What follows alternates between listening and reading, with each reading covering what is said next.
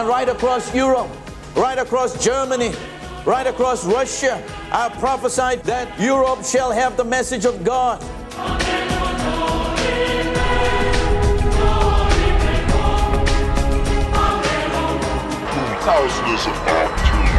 Genesis.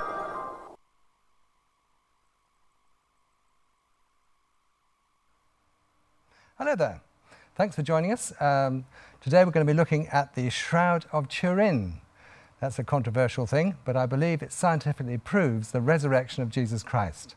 I'd like you to concentrate on the screen because this is really, really interesting stuff. I believe that Jesus Christ left behind him absolute and undeniable scientific evidence of his resurrection. In fact, I think it would have been easier for a fraudulent medieval artist such as Leonardo da Vinci to have designed and launched the Hubble Space Telescope than to have created the Shroud of Turin. The technology to create the Hubble Space Telescope in the year 2009 is available, but the laser technology to create the three-dimensionally encoded photo-negative image on the Shroud of Turin doesn't exist today. So just by word of introduction, I'm a medical doctor, but I retired some years ago, and now I travel around the world giving completely free PowerPoint conferences anywhere in the world. That's my wife there. We have a website, two websites, finalfrontier.org.uk and freechristianteaching.org, and on there are 12 subjects, and there will be 12 DVDs on each of these subjects. What happens after we die? Evangelism is easy. Creation, the Genesis account. Evolution is impossible. The discoveries of Noah's Ark, Sodom and Gomorrah, the Exodus crossing Mount Sinai and the Ark of the Covenant, the crucifixion of Jesus, the Shroud of Turin proves the resurrection. The Bible is supernatural. What does God think about abortion? The pre-tribulation rapture of all Christians in our lifetime, God's perfect plan for our finances, and how to have a miracle. And this DVD and all the others may be freely downloaded, copied and distributed from the three websites, finalfrontier.org.uk, freechristianteaching.org and video.google.com. Right, so on our websites are free downloadable DVDs, free downloadable books, free movies to watch, free conferences anywhere in the world, and free information. A very big thank you to Howard and Leslie Conda of Genesis Revelation TV for so kindly helping in the production of these programs and letting us use these wonderful facilities. All information and images are intended to be used under the fair use clause of the copyright law. Now, there is abundant historical evidence that Jesus actually rose from the dead. Jesus is a person in history, and Jesus himself prophesied his own resurrection in Mark chapter 10. It says, he said, they will mock him, that's the Son of God himself, and scourge him and spit on him and kill him, and the third day he will rise again. Now, Flavius Josephus was born in 37 AD and was a Jewish Pharisee, and this is what he wrote. Now, there was about this time Jesus, a wise man, if it be lawful to call him a man, for he was a doer of wonderful works. Pilate condemned him to the cross, and he appeared to them alive on the third day. So then we have a Jewish historian who said that Jesus Christ died on the cross, a figure in history who died on the cross, and also came back alive on the third day. Now, the Shroud of Turin is authentic and scientifically proves the resurrection of Jesus Christ. And I'm going to be trying to impress upon you the accuracy of this statement over the next 57 minutes. So what really happened after the crucifixion? Well, the crucifixion happened at Golgotha, the place of the skull just by the Damascus Gate, and Jesus was nailed with three nails to the cross. We have a separate teaching just on the crucifixion. And after he died, the first thing they did was place a napkin over his face. Now, if somebody died on a road near you, somebody would cover the person's face, and that's exactly what they did with Jesus, with a thing which in Greek is called a sudarion, and then covered his body with a sheet called a sindon. And Jesus' body was taken down from the cross and covered in that shroud there, just like that. We'll be looking at that much more carefully in a while. His body was placed in the garden tomb, which was owned by Joseph of Arimathea, and the great stone was rolled across the entrance of the tomb, and the Roman soldiers sealed and guarded the tomb and used an iron spike to do that. And let me tell you, that iron spike is still there. It's been analysed and shown to be a Roman spike dating from the time of Christ. Jesus, of course, his spirit went to paradise with the repentant thief, but the dead body of Jesus was left behind in the garden tomb for 3 days and for 3 nights. It says in Psalm 16, "For you will not leave my soul in Sheol, nor will you allow your Holy One to see corruption." So Jesus' body didn't corrupt in any way during those 3 days and 3 nights.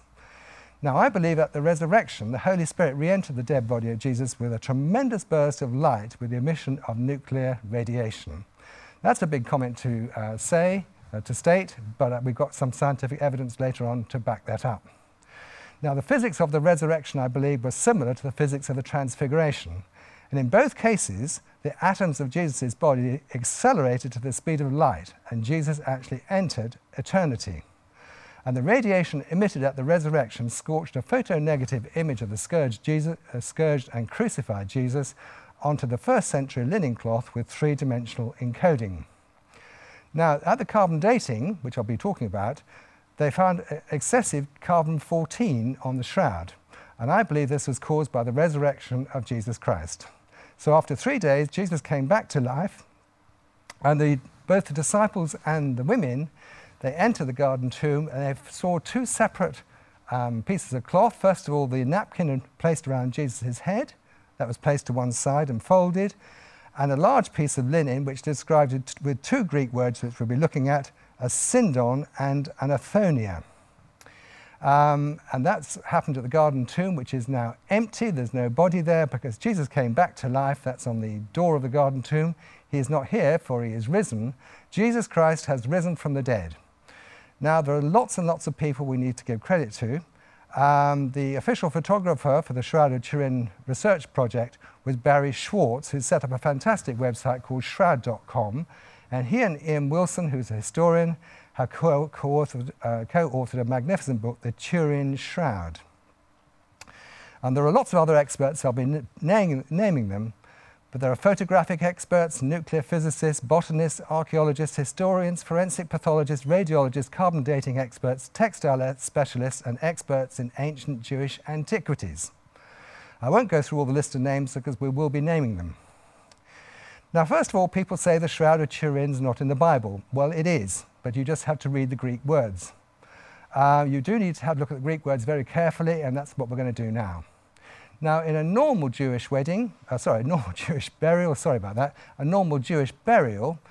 there were 2 pieces of cloth. First of all, this sudarion around the face, and the kairos, or bandages, specifically bandages for winding around a dead body, used to wind around the body.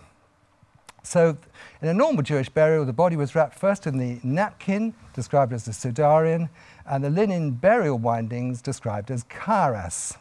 So, for example, Lazarus was raised from the dead by Jesus, and it says in the scriptures that he had this sudarion around his head and the kairos around his body. That's in John chapter 11. It says the dead man came out, that's Lazarus, with his hands and feet wrapped with strips of linen, kairos, and a cloth, the Greek word is sudarion, around his face. Now, we know what that word sudarion actually is because it's used elsewhere in the New Testament. It was actually a towel for wiping the perspiration from the face or for binding the face of a corpse. Now, in Acts 19, it says God did extraordinary miracles through Paul so that even handkerchiefs, the word sudarion in Greek, and aprons that had touched him were taken to the sick. So we know what that word means. Now, at the burial of Jesus, two pieces of cloth were used. First of all, I mentioned before, the sudarion around the face of Jesus and the syndon around his body. So there we have that word syndon. And it's also described later on in the book of John as athonia. So let's look at those 2 words, syndon and athonia. Well, in Mark 15, it says that that's Joseph of Arimathea, bought fine linen. Now, the Greek word is syndon, and took him down and wrapped him in linen. So let's look at that word syndon. Well, we know what the word syndon means because like the other word, it's used elsewhere in the New Testament. It says at the end of the book of Mark, Mark 14, Now a certain young man followed him, having a linen cloth, that's Greek sindon, thrown around his naked body. So it was a large piece of cloth, large enough for Mark. Most people think it's Mark. It actually covered his entire body. So Jesus was actually buried in two separate pieces of cloth, the sudarian around his head and a large piece of linen described separately as a sindon and athonia around his body. Now we'll look at that word athonia. It's in John chapter 20. It says, Simon Peter came following him and went into the tomb, and he saw linen cloths. And on this occasion, the word used is athonia there, with a sudarian around his head. Well, we know what that word athonia is, because like the other words, it's used elsewhere in the New Testament. The word is the derivative of the Greek word athone, which means a linen cloth, and especially a sail. In the same word used in the following scripture, it's in Acts chapter 10. You remember that Peter had a vision, and he saw a great sheet coming down from heaven, knit at the four corners. And remember, the great sheet had lots of animals in it. Well, the word used is athonia. So we know that the word used to describe the Shroud of Turin is like a great sheet. So now the sudarian around the head of Jesus, actually now in Spain, is called the Sudarium of Oviedo in Spain. And the sindon or athonia around the body of Jesus is what we now call the Shroud of Turin. Now on the Sunday morning, the women were going to come and do the normal Jewish burial, but that took many hours, involved the application of a lot of ointment and spices. Well, they simply didn't do it because Jesus wasn't there. He'd come back to life again. Now we're going to look at the historical authenticity of the Shroud of Turin. Some people think it's a medieval fraud. Well, that's certainly not what other people think.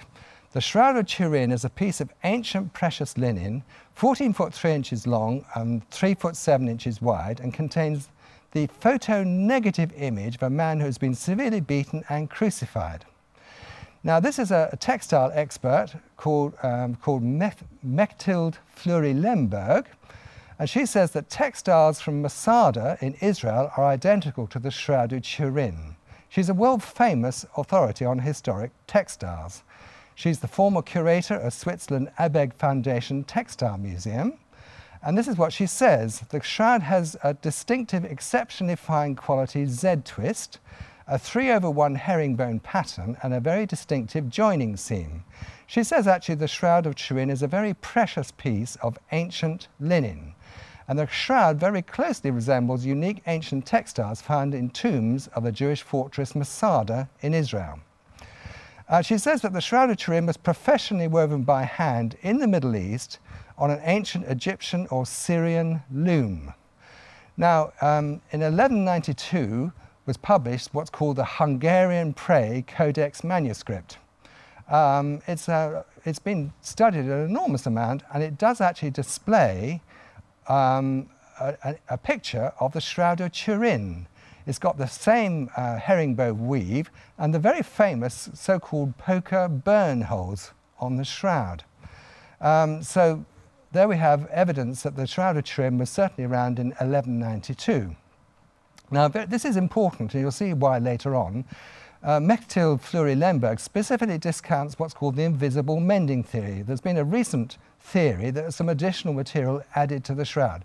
She says that in her professional opinion, no additional cloth has been added to the shroud at any time.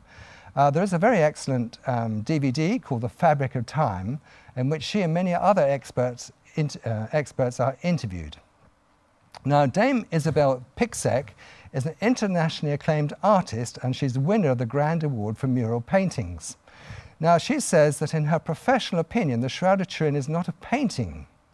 There's lack of emulsion, lack of light focus, lack of directionality, lack of outline, lack of foreshortening, lack of perspective, and lack of distortion. All very technical stuff, but remember, this is a very professional, professionally acclaimed world-acclaimed artist, and she says the Shroud of Turin is not a painting of any description.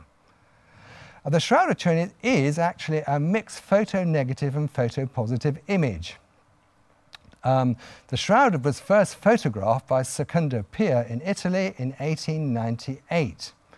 Now here we have two images. On the left we have a negative image of Robert Louis Stevenson.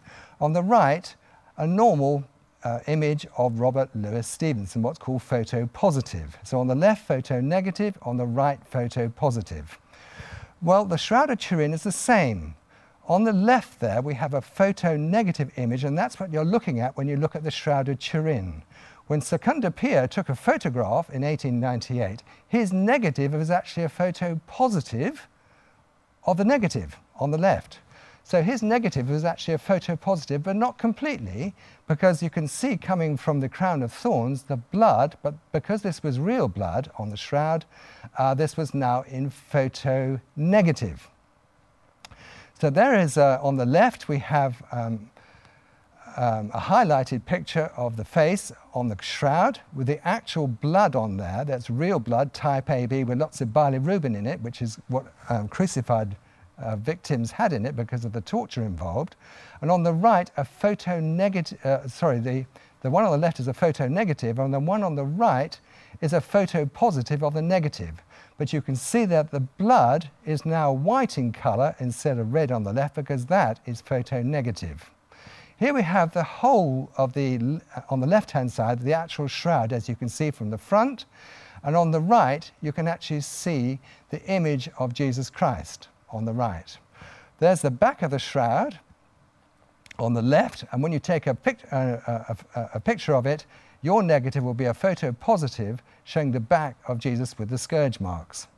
Now, just by introducing the possibility of a medieval forger, some people think it's Leonardo da Vinci. Now, how could Leonardo da Vinci, or anybody else for that matter, and why would they produce a mixed photo negative and photo positive image in the Middle Ages? Now, how could they, and why would they? And why would they today, for example? Now we're going to look at the Sudarium of Oviedo in Spain. Now, it's been extensively researched by Dr. Alan Wanger, who's a Professor Emeritus of Duke University, and Mark Guskin, historian and author. And the blood on the Sudarium of Oviedo has the same blood group, type AB, as is found on the Shroud of Turin. Now, this blood group, AB, is found in only 3% of the world's population.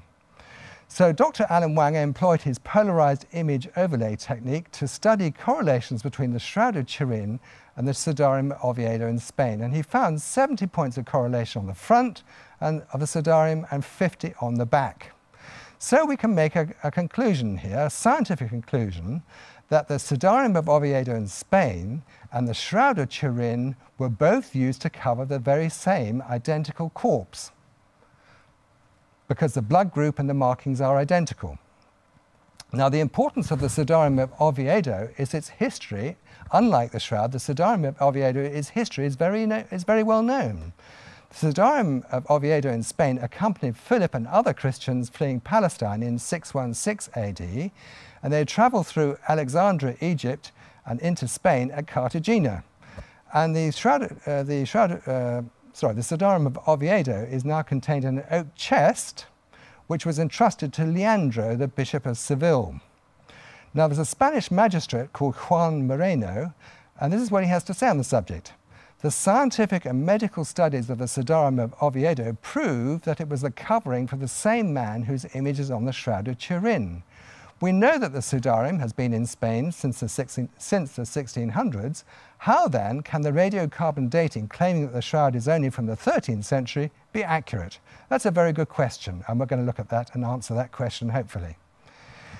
Now we're going to look at the Shroud of Turin from a forensic point of view. Dr. Robert Bucklin was a former forensic pathologist in Los Angeles, and he personally conducted over 25,000 autopsies. 25,000 autopsies. You can read about him on shroud.com. And he did some very detailed analysis, which I haven't got time to go through in detail, but he concluded as follows. The forensic pathologist will be aware that the individual whose image is depicted on the cloth has undergone puncture injuries to his wrist and feet, puncture injuries to his head, multiple traumatic whip-like injuries to his back, post-mortem puncture injuries to his chest area, which has released both blood and a water type of fluid. And from this data, it is not an unreasonable conclusion for the forensic pathologist to determine that only one person in history has undergone this sequence of events. That person is Jesus Christ. Now, on the shroud, there's pollen, which proves that the Shroud of Turin was once in Jerusalem. Dr. Max Frey was a member of STURP, and he was a botanist and Swiss criminologist. In other words, he solved crimes. He took samples from the surface of the shroud in 1973 and 1978, and he identified pollen spores and spores of many different plants that originate only in and around Jerusalem and areas of the Middle East that include the ancient cities of Constantinople and Edessa. There's been some subsequent research, these researchers include Dr. Danin, a botany professor at Hebrew University of Jerusalem, Dr. Baruch, a pollen specialist at the Israel Antiquities Authority, Oswald Schurman, and Dr. Alan Wanger. And of the 28 plants found on the shroud, 27 bloom in the springtime, corresponding with the Jewish Passover. Zygophyllum dumosum grows only in Israel, Jordan, and the Sinai. And of the 28 plants, 20 are known to grow in Jerusalem itself, and 8 others grow in the vicinity in the Judean desert or the Dead Sea area. Though some of these plants may be found in Europe, 14 of the 28 plants only grow in the Middle East and never in Europe. Of the 28 plants, 27 bloom in springtime, corresponding with the Jewish Passover. And one plant is Zygophyllum dumosum, for which there is pollen as well as an image. And that grows only in Israel, Jordan, and the Sinai. And this is what Professor Danin of the Hebrew University sums up. He says, this combination of flowers can be found in only one region of the world. The evidence clearly points to a floral grouping from the area surrounding Jerusalem. Conclusion, the Shroud of Turin was at one time in Jerusalem. Now, there's also some dirt on the Shroud of Turin. It's called travertine aragonite. Now, when Jesus fell carrying that heavy crossbeam, he picked up some dirt from the streets of Jerusalem. And you can find that dirt, called travertine aragonite, on the places on the Shroud of Turin corresponding to his nose and his left kneecap, and also both heels. This travertine aragonite has been researched by Joseph Kolbeck in America and Richard Levi-Setti, also from America. And these two researchers compared dirt samples taken from the shroud and limestone from ancient Jerusalem tombs. And this is what Joseph Kolbeck says: there may be other places in the world where identical travertine aragonite is found, however, no such places are known. Conclusion, the Shroud of Turin was at one time in Jerusalem. Now we're going to do some detailed analysis of photos of the Shroud of Turin. First of all, the scourging. It says in the scriptures that Jesus was scourged. We cover that in our crucifixion study, but I think you can see very clearly there the scourging over the front and the back of Jesus. Jesus was scourged so that all the skin on his body was ripped off by over 120 different separate lashings. There's a crown of thorns placed over the head of Jesus. It comes from the lote bush, and you can see the blood tracking down from over 70 different places where the thorns from the lote bush pierced Jesus' skull, the skin over his skull. There's fractured nasal cartilages which have been discovered on the shroud. Those nasal cartilages are broken, and that could have either happened during the mocking when Jesus was beaten with rods, or it could have happened when he fell carrying that heavy crossbeam.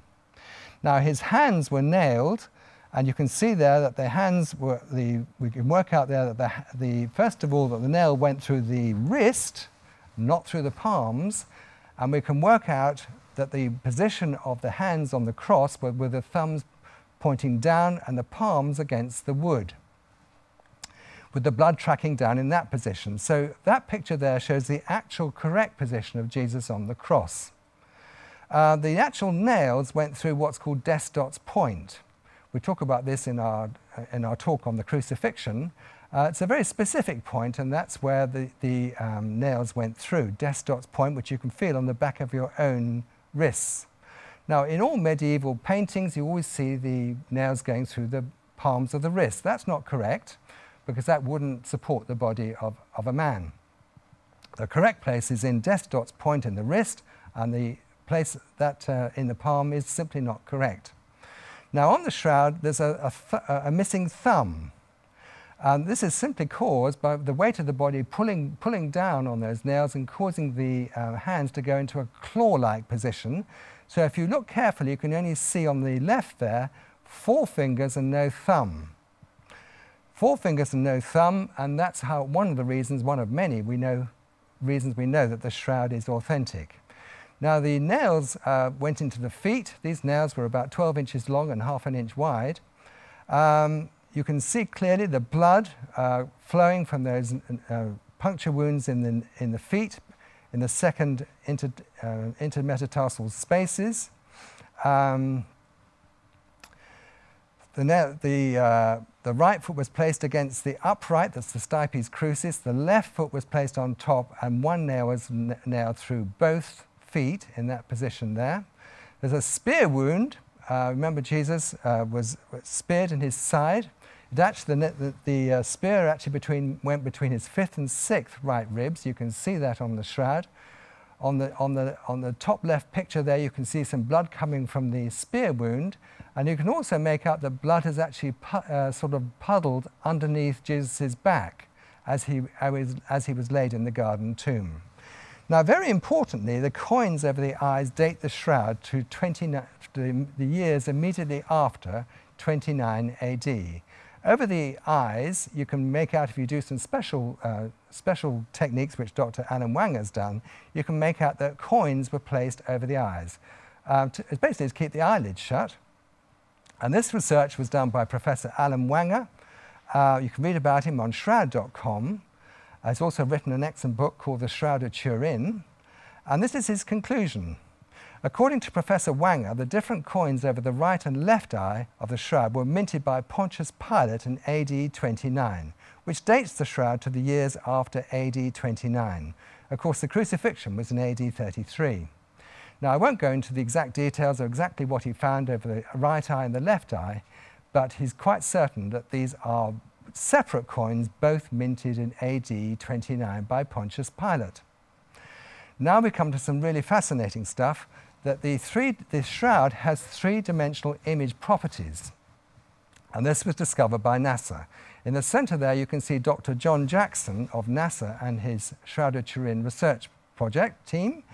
Now, the NASA computer, analyzing computer, was first produced to analyze and produce 3-dimensional images of the moon. What they did was send an orbiting satellite around the moon and take lots and lots of photographs of the moon, and then feed all those separate photographs and images into the computer, and the computer would produce a 3-dimensional image of the moon. Well, the Shroud of Turin has always been controversial, so somebody came up with the bright idea of putting the Shroud of Turin under the VP8 image analyzing computer that NASA used. There's Dr. John Jackson, who's actually a former physics professor at the United States Air Force Academy. And this fascinating experiment was performed in 1976 by Dr. John Jackson, Dr. Eric Jumper, Reverend Dr. Kenneth Stevenson, Giles Charter, and Peter Schumacher. And they analyzed the Shroud of Turin with the VP8 image analyzing computer, and as you can see on the bottom right there, produced a 3-dimensional image of the face of Jesus Christ, which actually makes it unique on the whole planet. There is no other 2-dimensional image on the planet that will do this, because this shroud is dimensionally encoded. You see, the shroud is actually a 3-dimensional topographical image. The closer the cloth was to the body, the more the image was highlighted, and the image then acts like a photographic negative with light and dark reverse, but dimensionally encoded. It's this dimensional encoding which is so unique, which is why I'm absolutely certain that the Shroud of Turin was not a fraud, because nobody can do this, even today, in 2009. On the left there, you can see the 3-dimensional body of Jesus on the Shroud of Turin. Now, some people think that Leonardo da Vinci had a primitive camera called a camera occulta. Well, he may well have had that, but let me tell you that no camera today can produce these three-dimensional properties. Now we're going to look at carbon dating. The whole theory of the Shroud of Turin is medieval is based on radioactive carbon dating. And you need to know a little bit about carbon dating. You don't have to know a lot, you do have to know a little. Now there are 111 elements that we know about, and one of them is carbon. It's in position 6, and there are 3 types of carbon. There's the normal C12, which is normal carbon. Then there's 2 isotopes called C13 and C14. These are called isotopes. Now, radioactive C14 is actually formed high up in the stratosphere and then is incorporated into carbon dioxide, drifts down onto the surface of the Earth, and then is breathed in by plants. We'll look at that.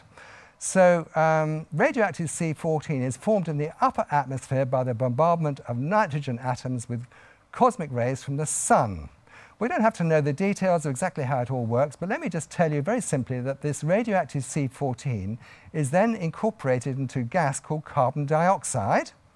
So a very small amount of CO2 or carbon dioxide has radioactive C14 in it, which then drifts down through the various layers makes up the air, the surface above the Earth, drifts down to ground level and is incorporated using photosynthesis into the plants. So the plants then have radioactive C14 in them. And then, of course, we eat some plants, but animals also eat the plants, and of course we eat the animals and the plants. So both the plants and the animals and humans as well all have a small amount of C14 in them. Now, the whole basis of carbon dating is based on the radioactive decay. On the right-hand scale there, if you look, you can see the figure 16. So if you had 16 grams of C14, which you wouldn't have because we're only talking about tiny amounts, but if you came back after 5,730 years, only half of it would have decayed. In other words, it's not C14 anymore, it's decayed back to nitrogen. If you came back after another 5,730 years, you'll find there's only 4 grams of C14, and so on. And so the theory is that if you know how much C14 is in a piece of material, you can date it. Now, the shroud was made from flax. The Shroud of Turin is authentic and was manufactured at the time of Christ. And the linen in the shroud, manufactured around 33 AD, already had radioactive C14 in it because it's made from flax, which is plants, which has got radioactive C14 in it. So the shroud from the time of Christ had radioactive C14 in it. Now, this is very important. Carbon dating doesn't actually date anything. What happens is the people who interpret the results basically use the known rate of decay of C14, and using this known rate of decay, you can see in the British Museum that various specialists have said that the Shroud of Turin, based on carbon dating, is based 1260 to 1390. The AD 1260 to 1390 date was calculated by secular scientists who haven't taken into account the physics of the resurrection, and that's what we're going to be looking at. Now, this is very important to understand. It's not that complicated. According to carbon dating theory, if the shroud had very little radioactive C14 in it, the radioactive C14 must therefore have decayed, and it must be dated 33 AD. So on the right, they have a very pale shroud, which indicates that there's very little radioactive C14 in it. The glass is empty, and that would be a 33 AD shroud. But what they actually found was, on the right there, a very bright shroud, shall we say, indicating lots and lots of radioactivity. There's a glass half full to illustrate we're talking about lots and lots of radioactivity in this shroud, and therefore they say that according to the laws of carbon dating, it must be medieval, and maybe, they haven't actually said, but a lot of people say that Leonardo da Vinci created the shroud. So just to go through that once again, a very pale shroud, very little radioactivity, it's all decayed, an empty glass, it's the 33 AD shroud. A 1325 AD shroud would be On the right there, lots of radioactivity, lots of C14 present, therefore it must be medieval, therefore possibly Leonardo da Vinci or somebody else created it. I hope you can understand that. A pale shroud, 33 AD, very little radioactivity, lots of radioactivity, it's a medieval shroud, 1325. Now, Leonardo da Vinci couldn't have created the Shroud of Turin. He just couldn't, it's not possible. Now, Leonardo da Vinci was a supremely gifted Renaissance artist, designer, scientist, engineer, and thinker, and many people believe he created the Shroud of Turin. Barry Schwartz, the official Shroud of Turin photographer, has publicly stated that the Shroud of Turin could not be created by the cleverest scientists in the world today. In fact, I've said earlier, it would be easier for Leonardo da Vinci to have designed and launched the Hubble Space Telescope, which was actually launched in 1990. Now, NASA planned the work on the Hubble Space Telescope in 1970, and my point is this: the technology is now available for Leonardo da Vinci to create a Hubble Space Telescope. But the laser technology is not available today in 2009 for Leonardo da Vinci or anybody else to create a Shroud of Turin, because nobody's got that technology. So nobody can create a fake Shroud of Turin in 2009. So I want to now issue a challenge for all the Shroud of Turin skeptics, of which there are many out there, because most people think the Shroud of Turin is a fraud. Before you start, let me remind you of the challenges you face to create a fraudulent Shroud of Turin. First, you need to obtain a 1st century piece of precious Jewish linen in a specific weave, 14 feet 3 inches long and 3 feet 7 inches wide exactly. This must exactly match the identical linen from Masada, Israel, woven in a specific way on a special ancient loom. Basically, this is unavailable according to Mechtild Fleury-Lemberg, a worldwide authority on ancient textiles. This piece of linen is very specific and must contain pollen from Jerusalem and calcium aragonite from ancient Jerusalem. And then you need to obtain not one but 2 different Roman leptons coins, both minted by Pontius Pilate in AD 29. Now, there are only 13 known specimens in the entire world of all 5 of the Pontius Pilate coins, but you need 2 more minted in AD 29. I'm going to say you're going to find that quite difficult to find 2 more. Then you've got to apply human blood type AB with a very high content of bilirubin, because that's what, when victims are tortured, as happened during the crucifixion, there's a high bilirubin content in the blood. Now, the special blood must now be applied to your fraudulent cloth in exactly the right places to correctly demonstrate the scourging, the crown of thorns, the crucifixion nails, and the Roman lance. And you've got to apply the human blood before you burn the image on the shroud. There's no image under the blood, so the blood must be applied first. And the blood that you apply must exactly match the identical blood on the Sudarium of Oviedo in Spain, which is kept in a closely guarded sealed wooden box. Now, we suggest you wait for 3 days and 3 nights, because that's what we believed happened in the case of the original, but what you do is entirely up to you. But that's actually, all of that's very simple compared with the next part. Now you've got to scorch an image of a crucified man onto the linen using an unknown laser radiation technique in photonegative for the image and photopositive for the blood. The technology, as I keep saying, is currently unavailable in 2009. Your scorch marks must contain distance imaging 3-dimensional properties which will convince scientists using NASA's VP8 image analyzing computer. Now, the Shroud of Turin, as I must remind you, is the only known image on Earth that contains these 3-dimensional properties. We'd actually love you to create another one. We'd love to see how you're going to do it. Now, when you created this second Shroud of Turin, please put C14 on it to your 2009 fraud, so it will be dated to 1325 by radiocarbon dating. But before you do that, let me warn you that nobody has ever managed to apply radioactive C14 to any material to actually predate it by 700 years before the material's actual date. Now you've got to convince the whole world that the Sudarium of Oviedo in Spain, which contains identical blood type AB and identical blood marks to your fraud, is also a fraud just like yours. You've also got to convince the whole world that the Hungarian Prague Codex manuscript dated 1192, which shows the same herringbone weave and identical patterns of small poker bone holes found in your fraud, is also a fraud. Now, the Shroud of Turin is the single most studied artifact in human history, according to Chuck Missler. You've got a very difficult test now. You've got to convince literally thousands and thousands of highly qualified scientists, including many professors in their field, that your fraud possesses all of the properties of the Shroud of Turin. These will include photographic experts, nuclear physicists, botanists, archaeologists, historians, forensic pathologists, radiologists, carbon dating experts, textile specialists, and experts in ancient Jewish antiquities. A whole list of them. We've covered some of them, but there are a whole lot more we haven't discussed.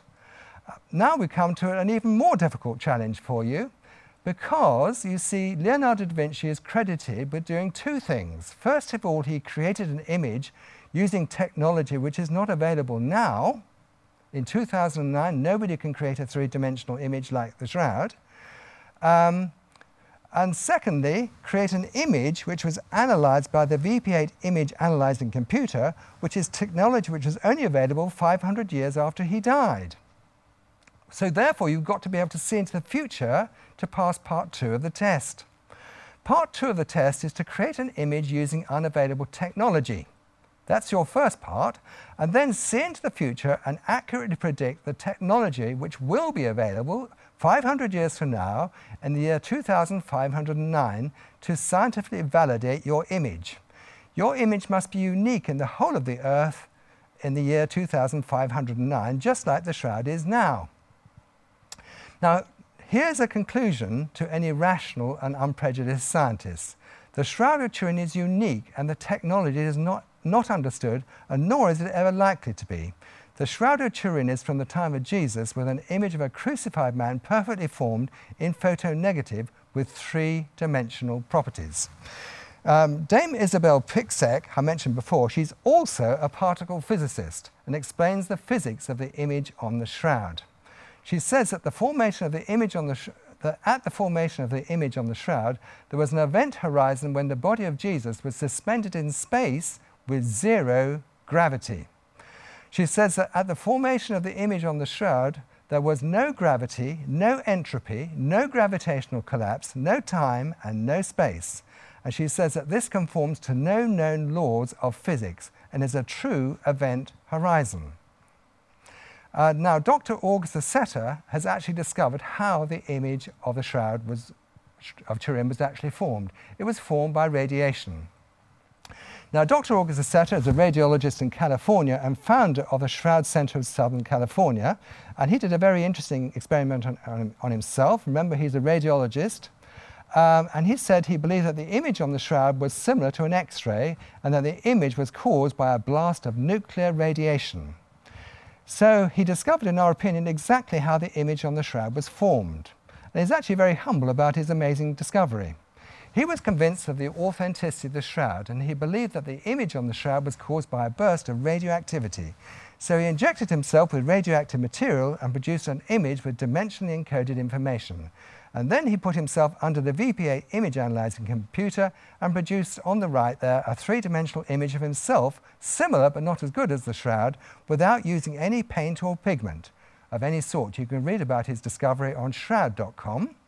Now, just for the scientists who are watching, this is what he actually did. He said, "We have used a human model labeled with radioactive methylene diphosphonate to successfully reproduce some of the many Shroud image characteristics, such as borderless density shading, soft tissue and skeletal information, vertical alignment, and non-contact imaging. This was achieved by capturing emitted radiation using a gamma camera and vertical collimator. Conclusion: some significant Shroud image characteristics can be best explained using an emitting radiation model. No other human model we know of has approximated the Shroud image this closely." So we now know that the image on the Shroud was caused by a burst of nuclear radiation. And also the Shroud has X-ray qualities. You can see what appears to be X-ray features of Jesus' hands on the left, and on the right, if you look very carefully, you can make out teeth, because the Shroud has on the left there X-ray properties, and you can make out some teeth. So there's also another image on the back of the shroud corresponding to Jesus' face, and so there are unknown X-ray properties of the shroud. Conclusion: the X-ray appearances on the shroud support Dr. Assetti's theory that the image was caused by radiation. Now we're going to try and, we're not going to be able to do this, but I have a theory about how this came about. And to do this, we have to study the resurrected and glorified body of Jesus Christ. You see, the Bible says that God is light and in him is no darkness at all. At the Transfiguration, which is in Matthew 17, it says, after 6 days, Jesus took Peter, James, and John, his brother, and led them up on a high mountain by themselves, and he was transfigured before them. His face shone like the sun, and his clothes became as white as the light. And behold, Moses and Elijah appeared to them, talking with Jesus. Well, at the Transfiguration, Jesus' face shone like the sun, and his clothes became as white as the light. So we're also told in Revelation chapter 1 that when John saw Jesus Christ in heaven, it says, and standing among them was one who looked like Jesus, who called himself the Son of Man.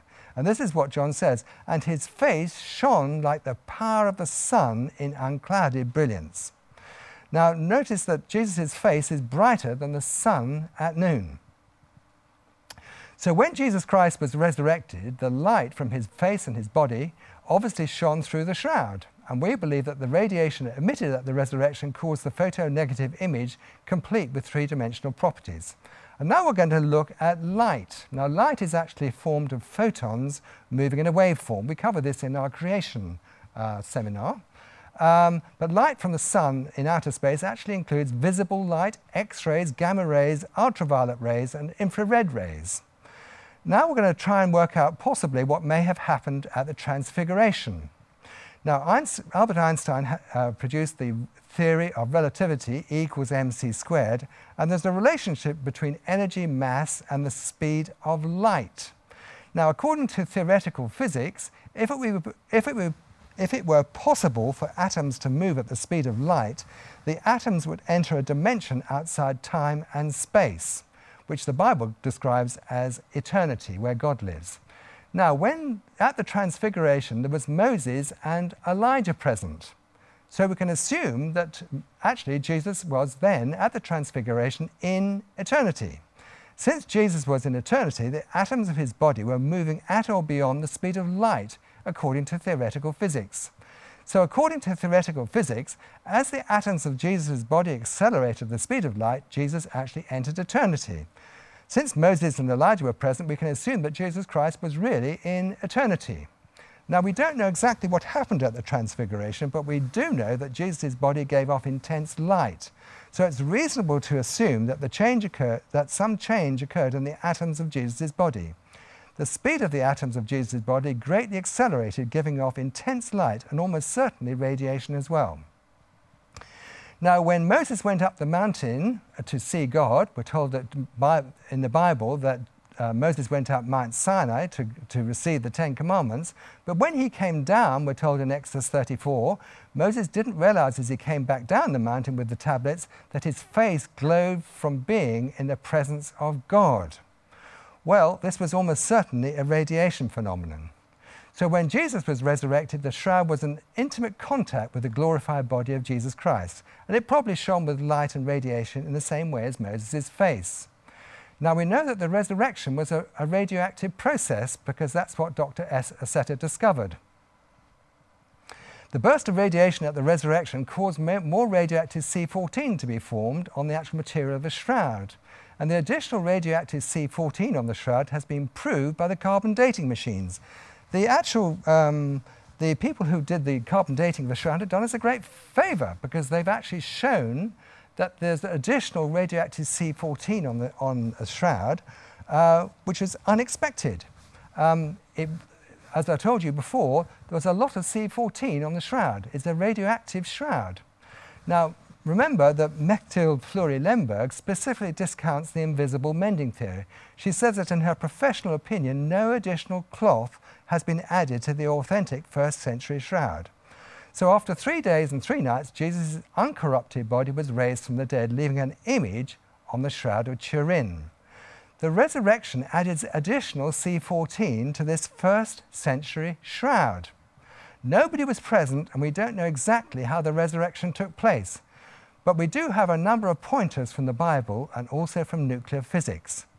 The Holy Spirit re-entered the dead body of Jesus with a tremendous burst of light and energy similar to the Transfiguration. The radiation was sufficient to raise the dead body of Jesus back to life and also to clothe his body with light and to resurrect his dead but uncorrupted body. Remember, Jesus is God and is clothed in light. In Psalm 104, it says that God covers himself with light as with a garment. So Jesus' body was now raised to his glorified body. And remember, at the Transfiguration, Jesus' face shone like the sun and his clothes became as white as the light. So probably the shroud became as white as the light when Jesus was raised to his glorified body. In heaven, his face shone like the power of the sun in unclouded brilliance. Now, the shroud was in direct contact with the body of Jesus Christ, and the atoms of Jesus' body were now traveling at the speed of light because Jesus Christ was now in eternity. And at the resurrection, the linen of the shroud was subjected to a huge burst of light and radiation, which included visible light, ultraviolet light, infrared light, gamma rays, and X-rays. And the burst of light and radiation caused more radioactive C14 to be formed. It may have been from nitrogen in the air or from the carbon in the chlorophyll of the flax. The first century shroud now contained much more radioactive C14. The light, including X-rays, gamma rays, ultraviolet rays, as well as radiation of subatomic particles, in some way left a perfect imprint of Jesus' crucified body on the shroud. The image was in photonegative except for the blood, which was in photopositive. The blood had already been there for 3 days and was in normal photopositive. The photonegative image was caused at the resurrection. The image on the shroud caused by the radiation has unique three-dimensional properties which were only discovered in 1976 using the VP8 image analyzing NASA computer. The images of the coins over the eyes minted by Pontius Pilate dated the shroud to the years immediately after 29 AD. The X-rays released at the resurrection even left behind X-ray features on the shroud. The extra C14 proves that additional radiation was added to the original shroud dated 33 AD, which proves the resurrection. The excess C14 in the linen of the shroud was caused by the resurrection of Jesus Christ.